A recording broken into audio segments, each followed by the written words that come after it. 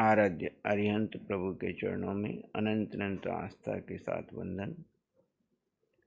शासनपति श्रमण भगवान महावीर स्वामी के चरणों में अनंत अनंत आस्था के साथ वंदन। जिन शासन देव जिन शासन माता को नमन। आत्मज्ञानी सद्गुरुदेव युग प्रधान आचार्य भगवान के चरणों में अनंत अनंत आस्था के साथ वंदन। आत्मप्रिय शमित मुनि जी, शाश्वत मुनि जी, आत्मार्थी साधक साधिकाओं, तत्वार सूत्र महाशास्त्र का जो हम स्वाध्याय कर रहे हैं, इसमें आज हमारा विषय है अष्टम अध्याय बंध तत्व। जीव अजीव आश्रव तत्व तक का वर्णन हुआ। आज का वर्णन है बंध तत्व। 8वें अध्ययन में बंध का परिचय। बंध का अर्थ है कर्मों का आत्मा को बांध लेना। अब देखिए यहाँ पे कर्मों के द्वारा आत्मा को बांध लेना और आत्मा ने कर्मों को बांध लेना, कौन सा ठीक है? आत्मा ने कर्मों को बांधा है या कर्म ने आत्मा को बांधा है?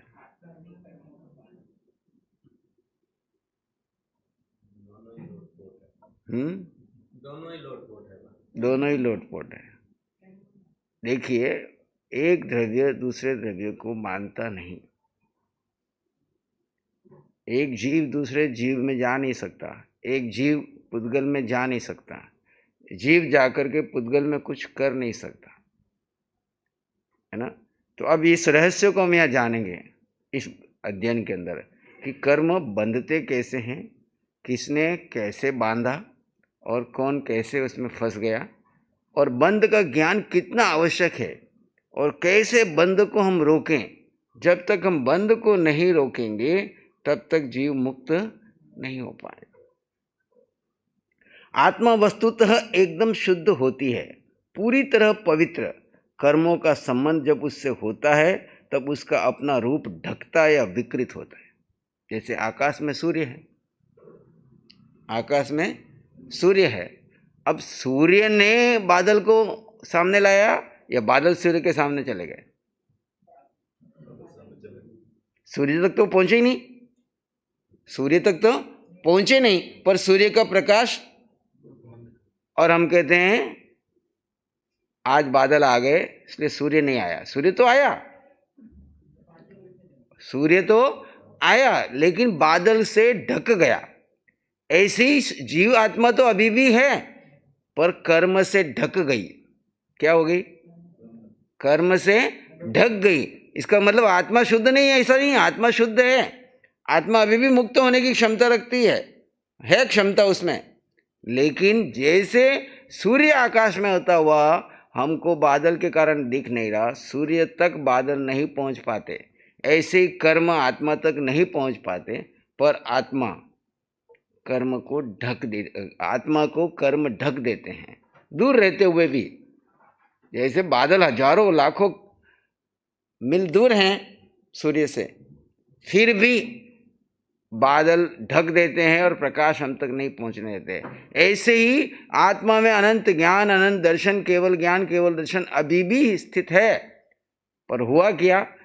कर्मों ने ढक दिया। क्या किया? आत्मा तक वो पहुंचे नहीं। जैसे बादल सूर्य तक नहीं पहुंचा, ऐसे कर्म आत्मा तक पहुंचे नहीं, पर उन्होंने ढक के रखा। इसलिए कहा ज्ञानावरण, दर्शनावरण।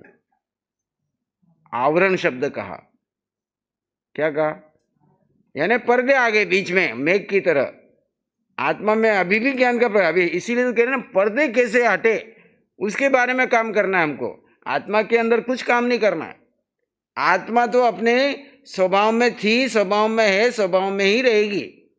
हमको भ्रम हो गया कि कर्म बीच में आने से हम विभाव में जा करके इन कर्मों को अपना मान करके, इस पुद्गलों को अपना मान करके सारी ऊर्जा इन पुद्गलों में लगा रहे हैं। और आत्मा की उपस्थिति में, सूर्य की उपस्थिति में दिन है ना, और दिन के सारे काम में वो चलते ही ना। दिन में भले बादल ढके हुए हो तभी काम तो सारे चलते हैं। ऐसे ही आत्मा की उपस्थिति में जो जो पुद्गल में परिवर्तन हो रहे हैं वो सब हो ही रहे, आत्मा को की उपस्थिति में शरीर को भूख, प्यास, मन, बुद्धि, इंद्रियां, कार्य, भाव, विभाव सब हो रहे। आत्मा न हो तो कुछ हो गया, है ना।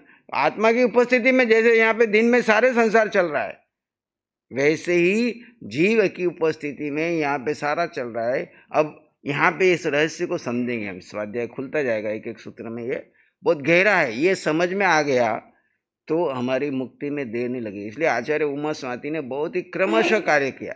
पहले जीव के बारे में समझाया, ज्ञान के बारे में समझाया, जीव का स्वरूप समझाया, जीव की गतियाँ बताई, जीव लोक में कहाँ यात्रा कर रहा वो सब बताया, और फिर अजीव का स्वरूप बताया, और जीव अजीव के साथ कैसे भ्रमित होकर के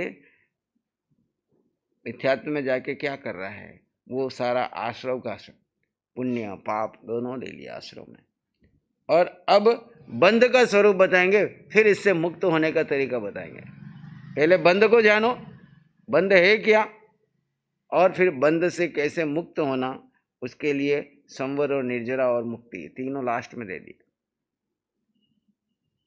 बंध तत्व कहा गया है, ढकता है, विकृत होता है। इस प्रक्रिया को जैन धर्म में यानी पूरी तरह पवित्र आत्मा, एक वस्तु तो एकदम शुद्ध होती है, पूरी तरह पवित्र कर्मों का संबंध जब उससे होता है तब उसका अपना रूप ढकता है या विकृत होता है। इस प्रक्रिया को जैन धर्म में बंध तत्व कहा जाता है। मुक्ति का अर्थ कर्मों से मुक्त होना है। मुक्ति का अर्थ क्या है? कर्मों से मुक्त होना है, यानी जो कर्म आगे आके ढक गए हैं, जिससे आत्मा ढकी हुई है, वो कर्म का आवरण कैसे हट जाए। यह मुक्ति आत्मा साधना से होती है। साधना का आधार है बंध तत्व का ज्ञान। साधना का आधार क्या है? बंध तत्व का ज्ञान। कर्म आत्मा को कब और कैसे बांधते हैं, इसका ज्ञान आवश्यक है। बंध जो हो चुका है उससे मुक्त होने के लिए भी, और भविष्य में बंध न हो इसके लिए भी। दूसरे शब्दों में कर्म बंध का स्वरूप क्या है, उसके कारण क्या है, उसके कितने रूप हैं, वे रूप कैसे फल देते हैं। बंध क्या है, बंध का रूप क्या है, बंध उसके कर्म बंध का स्वरूप क्या है, कारण क्या है, कितने रूप हैं और रूप कैसे फल देते हैं और कितने समय तक फल देते हैं। ऐसे बंध विषयक विविध अनेक प्रश्नों के उत्तर प्रस्तुत अध्ययन में मिलते हैं। कर्म कैसे बनते हैं, कितने समय तक हमारे साथ रहते हैं, कैसे कैसे फल देते हैं, क्या क्या फल आता है, सब इसमें उत्तर मिले। प्रकारांतर से यह आत्मा की बंधन अवस्था के रूपों का ज्ञान है। मुक्ति की यात्रा के लिए इस ज्ञान का महत्व आधारभूत है। कर्म बंध के कारणों का ज्ञान हो तो जीवन में उन कारणों को दूर किया जा सकता है। कारण है तो कार्य है, तो कर्म बंधन के कारणों का ज्ञान होगा तो उन कारणों को हम दूर कर देंगे तो बंध होगा ही। कारण न हो तो परिणाम भी ना आए।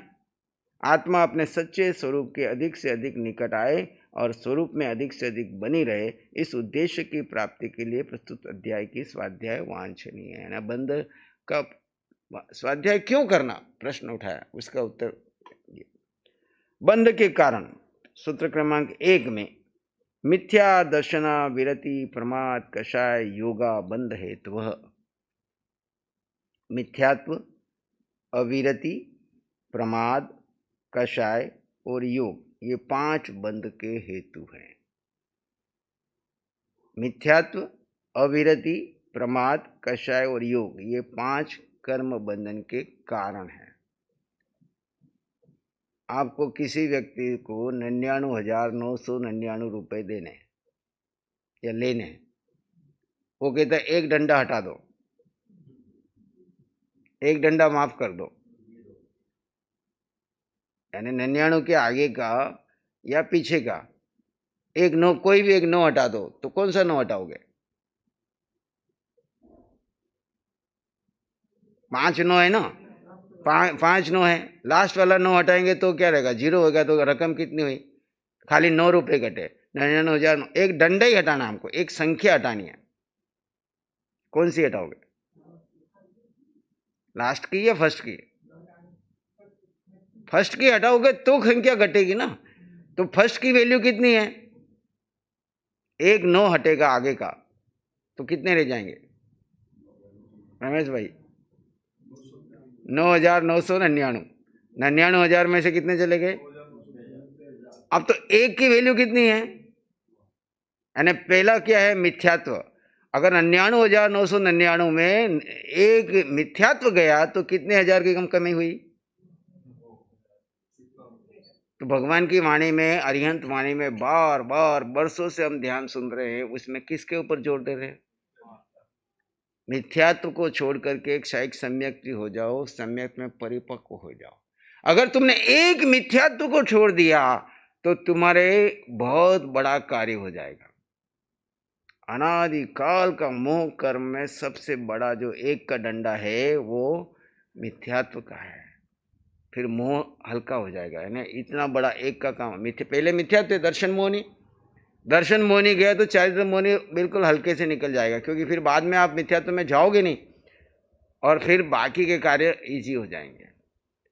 तो पहला जो है मिथ्यात्व इतना वैल्यूबल है, जैसे आगे 0 और पहला 1 है ना, लेकिन उनकी भी वैल्यू उतनी है।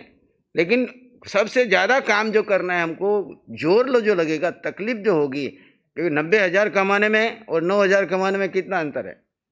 किसी को 99,000 का कर्जा देना है तो पहले 90,000 देंगे तो भाई एक का तो कम हुआ। अब मालिक खाली 9,000 रहे तो मैं मिनटों में निपटा दूंगा, है ना। लेकिन 90,000 को चुकाने में कितना समय। ऐसे ही 69 करोड़ा करोड़ी 70 करोड़ा कड़ी सागर में जो मिथ्यात्व है वो इतना बड़ा काम कर रहा है। मिथ्यात्व तो 69 करोड़ा करोड़ी सागरोपम कर्म हमारे एक मिथ्यात्व के में क्षय होते हैं, और मिथ्यात्व गया तो सिर्फ 1 करोड़ा करोड़ी रहेगा। मिथ्यात्व भले 1 करोड़ा करोड़ी में मिथ्यात्व जाता है, उसके पहले तो मिथ्यात्व में इतने कर्म काटते जाते हैं। कर्म पुद्गल जिन कारणों से आत्मोपदेश के साथ बनते हैं उन कारणों को बंध हेतु या बंध का कारण कहा जाता है। इस सूत्र में बंध के 5 कारण, बंध के मुख्य हेतु योग और कषाय ही हैं। यहाँ पे संक्षेप में करके बात की, योग और कषाय। कषाय में ही मिथ्यात्व आता है, कषाय में ही संक्षेप जब करते हैं तो कषाय में मिथ्यात्व। शेष जो हेतु कारण वे कषाय के ही भेद। योग को कर्म के प्रदेश संग्रह कराने के कारण माना जाता है, यानी कर्म आते कैसे हैं आत्मा में, आत्मा की ओर आकर्षित कैसे होते हैं। आत्मा तो अन्य उपस्थित है, आत्मा की उपस्थिति में मन वचन काया के योग, मन वचन काया के योग किससे बने हैं? जीव के हैं या अजीव के हैं? अजीव के हैं। जब जीव की उपस्थिति में अजीव के, मन वचन काया क्या है? अजीव है, अपने आप में पुद्गल का पिंड है ये। इस पुद्गल के पिंड में मन वचन काया ये 3 योग है। जब ये योगों की चंचलता होती है तो क्या होता है, हमारे भीतर कार्मण वर्गणाएं जो बाहर फैली हुई है वो अंदर की ओर आकर्षित होती है। अब अंदर में क्या होता है, जब आत्मा जीव स्वभाव की जगह इन पुद्गलों के निमित्त से विभाव में जाती है। किस में जाती है? इन पुद्गलों के निमित्त से निमित्त बनाकर जीव इन पुद्गलों को अपना समझ करके विभाव में जाता है, तो वहां पे कषाय की उत्पत्ति होती है। और जो मन वचन काया के योग से कर्म आए थे वो कषाय के कारण जीव के साथ, जीव के चारों तरफ आवरण रूप में स्थित हो जाते हैं। जीव तक तो जाते नहीं, पर आगे एक आवरण बन जाता है, और उस आवरण के कारण हमें जीव का स्वभाव का प्रकाश नहीं होता है, उस पर श्रद्धा नहीं होती, उस पर विश्वास नहीं होते हैं, और मिथ्यात्व में ही हम चक्र काटते हैं।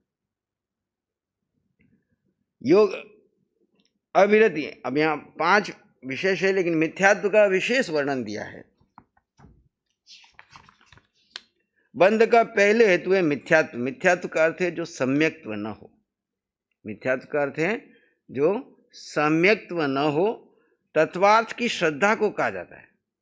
सम्यक्त किसे कहा जाता है? तत्व के प्रति श्रद्धा होना। तो मिथ्यात्व में क्या होते हैं, हम तत्व के प्रति, जीव के प्रति, सत्य के प्रति श्रद्धा नहीं कर पाते। मिथ्यात्व सम्यक का विपरीत है। तत्वों की अश्रद्धा या अतत्वों की श्रद्धा को मिथ्यात्व करें। तत्व के प्रति अश्रद्धा करना या जो अतत्व है उस पर श्रद्धा करना, यानी जीव तत्व पर तो श्रद्धा नहीं करना, अजीव तत्व पर श्रद्धा करना, विपरीत श्रद्धा करना। जो सत्य है उस पर श्रद्धा नहीं करना, जो असत्य है उस पर श्रद्धा करना।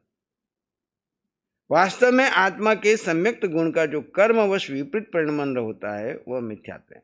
इसमें जीव बहिर्मुखी बना रहता है। जीव को आत्मा की श्रद्धा नहीं हो पाती। मिथ्यात्व ज्ञानावरण के क्षयक्षम को कभी भी और थोड़ा सा भी कार्य कर नहीं देता। ज्ञानावरण के क्षयोपशम हो फिर भी मिथ्यात्व का उदय हो तो वो काम नहीं करने देता। मिथ्यात्व हमारा मोहनी कर्म का पाठ और ज्ञानावरण, ज्ञान का आवरण हटा, लेकिन श्रद्धा नहीं। क्षयोपशम से हम जान भी लेते हैं, समझ भी लेते हैं, लेकिन श्रद्धा नहीं हुई तो काम नहीं बढ़ता। श्रद्धा विपरीत। तो सम्यक श्रद्धा का कार्य है सत्य के पर श्रद्धा होना। मिथ्यात्व ज्ञानावरण के क्षयोपशम को कभी भी और थोड़ा सा भी कार्य करने होता। मिथ्यात्व के दो भेद किए। अग्रहित मिथ्यात्व, मिथ्यात्व कर्म के उदय से दूसरों के उपदेशों के बिना ही होने वाला अग्रहित मिथ्यात्व, इसे नैसर्गिक मिथ्यात्व भी कहते हैं। एक नैसर्गिक रूप से मिथ्यात्व में जी रहे हैं, भी किसी ने उपदेश नहीं दिया, लेकिन पूर्व संस्कार वृत्तियों के कारण वो है अग्रहित मिथ्यात्व। और ग्रहित मिथ्यात्व क्या?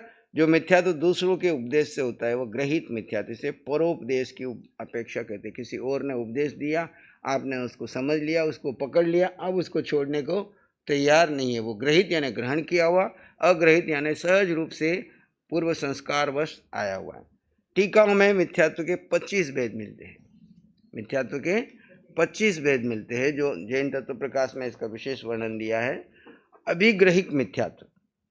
अभिग्रहित मिथ्यात्व, कितने लोग समझते हैं कि जो बात हमारे ध्यान में आए वही सच्ची और बाकी सब झूठी। जो अपनी धारणा है, मेरी जो मान्यता है वही सत्य, बाकी सब झूठी। ये कौन सा है? अभिग्रहित मिथ्यात्व। ऐसे लोग ये सोचकर कहीं हमारी श्रद्धा भंग न हो जाए सदगुरु का समागम भी नहीं करते। जानते हैं, मानते हैं कि वे सत्य के ज्ञाता है, आत्मज्ञानी है, उनके पास सब जाएंगे तो कार्य हो सकता है, सत्य मिल सकता है, लेकिन उनको ये भय है कि हमारी जो धारणा है वो उनके पास जाएंगे तो वो हमारी धारणा बदल देंगे, इसलिए हम उनके पास जाते ही नहीं। जानते हैं, समझते हैं, फिर भी वो अभिग्रहित मिथ्यात्व उनको वहाँ तक जाने नहीं देता। आप चले जाओ किसी और परंपरा के पास और वहाँ पे जाओ, कोई श्रमण संघ के आचार्य महाराज जैसे आत्मज्ञान दे रहे हैं, आत्मा की साधना है, उनके पास हरिवंश पाणी है, हाँ ठीक है, वो कभी भी ना आएंगे, ना किसी को आने देंगे। क्यों? कि उनको ये भय है कि मेरी परंपरा का जो अभिग्रहित मिथ्यात्व है वो कहीं टूट न जाए, वो संस्कार छूट न जाए। ये है अभिग्रहित मिथ्यात्व। दूसरा है अनभिग्रहित मिथ्यात्व। कुछ लोग ऐसे भी होते हैं जो हठाग्रही तो नहीं होते, किंतु उनमें धर्म अधर्म, निज गुण परगुण और सत्य असत्य को परखने की बुद्धि ही नहीं होती। उनमें खुद की प्रज्ञा इतनी नहीं कि सत्य क्या है असत्य क्या है, वो प्रज्ञा विकसित ही नहीं हुई, निर्णय ही नहीं कर पाते हैं। उनमें जन्म से ही एक प्रकार की मूढ़ता होती है, जिसके कारण वे सत्य धर्म और पाखंड धर्म का निर्णय नहीं कर सकते। जैसे हलवा आदि मधुर पदार्थ को कड़छी घूमती तो है, मगर अपने जड़ स्वभाव के कारण स्वाद की परीक्षा नहीं कर सकती। उसी प्रकार बहुतेरे भोले प्राणी बड़ी उम्र के हो जाने पर भी धर्म के संबंध में पूछने पर हमें पक्षपात में पड़ने की क्या आवश्यकता है? किसी के धर्म को बुरा क्यों कहना चाहिए? कौन जाने कौन सा धर्म सच्चा है और कौन सा धर्म झूठा है? अधिक विचार करने पर हमें तो ऐसा ही लगता है कि सभी धर्म सरीके हैं, कोई खोटा नहीं है, कोई क्योंकि सभी धर्म बड़े बड़े विद्वान, महात्मा, पंडित, धर्मोपदेश देखे जाते हैं, वे क्या झूठे हो सकते हैं? हम किस खेत की मूली है, उनमें से सच्चे झूठे के परख कर सके। हमें किसी के धर्म के झगड़े में नहीं पड़ना। हमारे लिए सभी धर्म सरीखे हैं और सच्चे हैं। हम तो सभी देवों और गुरुओं को भजेंगे, पूजेंगे, वंदना करेंगे, आराधना करेंगे, इसी से हमारा उद्धार हो जाएगा। इसको क्या कहा? अनभिग्रहित। वो सत्य को परखने के लिए अपनी प्रज्ञा डेवलप ही नहीं करते हैं, अनुभव में लेना ही नहीं चाहते हैं, इसी धारणा में जीते हैं।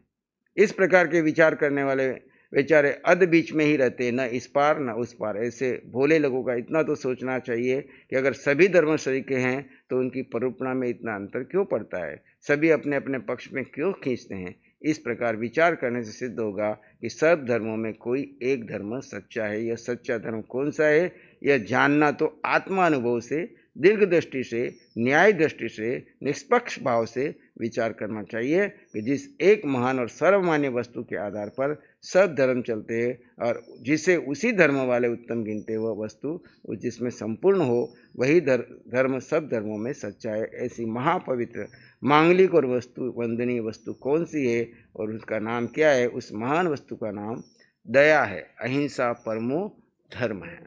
इस प्रकार शुद्ध तत्व की ओर जिनका आकर्षण है, वो प्रज्ञा रखते हैं, वही वहां तक पहुंच पा रहे। तीसरा है अभिनिवेशिक मिथ्या। कितने मताग्रही लोग अपने मन में तो अपनी धर्माय मान्यता और कल्पनाओं को मिथ्यापन समझ लेते हैं, किंतु मान अभिमान के कारण अभिनिवेश का त्याग नहीं करते, अपने पकड़े हट का भी त्याग नहीं करते और अपनी बात को पकड़े। पहले वाला जो है वो अनभिग्रहिक मिथ्यात्व, अभिग्रहिक मिथ्यात्व, सच्ची झूठी की वो कभी श्रद्धा भंग न हो जाए इस भय से जाती नहीं। दूसरा, निर्णय करने की क्षमता नहीं।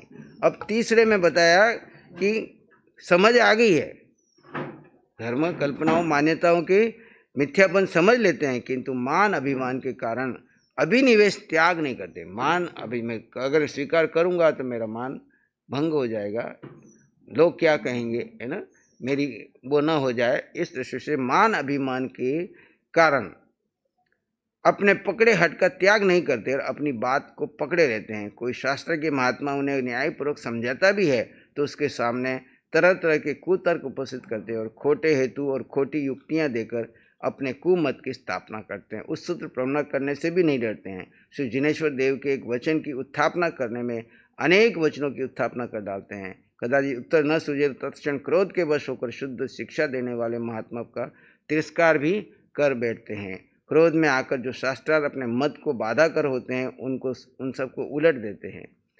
स्वमति कल्पना से मिथ्या ग्रंथ, कथा, चारित्र आदि की रचना कर डालते हैं। इस प्रकार अनंत संसार की वृद्धि करने वाले पाप से डरते नहीं, भोले लोगों को अपने मत के अनुसार भरमार पवित्र और सच्चे साधुओं की संगति छुड़ाकर ऐसे साधुओं को दान मान सत्कार देना बंद करवाकर फूटी हुई छेद वाली नाव की तरह स्वयं भी डूबते हैं और अनुयायियों को भी पाताल में, नरक में ले जाते हैं। सत्य धर्म की इच्छा वाले भव्यों को ऐसे उत्सुत रूपक हठी पुरुषों की वास्तविकता का पता नहीं चले तब तक तो लाचारी, किंतु जब उन्हें पहचान ले तो तुरंत उनकी संगति छोड़कर उनका उपदेश सुनना त्याग दे। अपनी आत्मा का हित चाहने वाले प्रत्येक व्यक्ति को यह खास करते हैं कि उसे अपनी मान्यता मिथ्या मालूम हो जाए तब हठाग्रही और कुतर्की या क्रोधी न होकर मिथ्या मान्यता का त्याग कर दे और जो मान्यता सच्ची मालूम पड़े उसे स्वीकार कर ले और अभिनिवेशिक मिथ्यात्व को त्याग दे।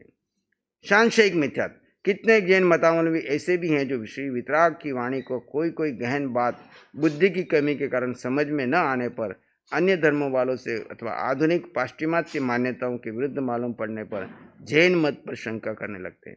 वे कहते हैं कैसे मान लिया जाए कि यह बात सच्ची है, या तो भगवान ने मिथ्या प्रोपणा की है या आचार्यों ने मिथ्या लिखा है। उनका मन ऐसा डामाडोल हो जाता है कि वे ये नहीं सोचते कि संपूर्ण रूप से दया का पालन करने वाले और सत्य को जानने वाले पूर्ण रूप से कृतकृत्य स्वार्थ रहित जिनेश्वर देव मिथ्या प्रोपणा किस लिए करेंगे। कभी उनके मन में प्रश्न उठे? देखो आजकल की जैसे भौगोलिक अवस्था है, साइंस कुछ कह रहा है, जैन आगम कुछ कह रहे हैं। अब आपकी सोच वहाँ तक नहीं पहुँची है, साइंस वहाँ तक नहीं पहुँची है। साइंस तो हर वर्ष बदल रही है, जैसे जैसे नई शोध करती है बदलती जाती है। शोध ज्ञान के आधार पर करती है, लेकिन केवल ज्ञानियों की वाणी के ऊपर संशय उठा करके हम लोग विपरीत प्रोपणा कर देते हैं, ऐसे बातें कर देते हैं, वो हमारे अपने संसार बढ़ाने का कारण बनती है। क्या वितराग प्रभु को अपना मत चलाने का अभिमान था? कि वितरागी है कौन? जिसके मान अभिमान सब समाप्त हो गए, उनका किसी मत विषय से कोई लेना देना नहीं। वो तो सत्य जो उन्होंने पाया है, सत्य को जिन्होंने प्रकट कर लिया है, वो जन मानस में जो आत्मार्थी होते हैं उनके सामने प्रकट करते हैं। उनको किसी मान्यता, ये तो बाद में उनके नाम पे मान्यताएं चल पड़ी, वास्तव में तो एक ही मान्यता थी, जड़ और जीव का भेद करो, जीव जीव को जाने और जीव जीव में स्थित हो जाए, श्रद्धा करे, जीव जीव में स्थित हो जाए और एक घड़ी दो घड़ी प्राप्त कर मोक्ष चला जाए। अब इसमें कौन सी मान्यता बाधक पड़ रही है? किसी भी धर्म को मानने वाला हो, किसी भी संप्रदाय को मानने वाला हो, केवल जैन ही नहीं, कोई भी हो, जो जीव है और जीव जीव को मानता है, और जो अजीव सत्य है, सत्य को सत्य मानता है, जीव और अजीव का भेद करता है, वो आगे बढ़ जाता है। तो इस प्रकार का सांशिक मिथ्यात्व का त्याग करना चाहिए। बाकी की चर्चा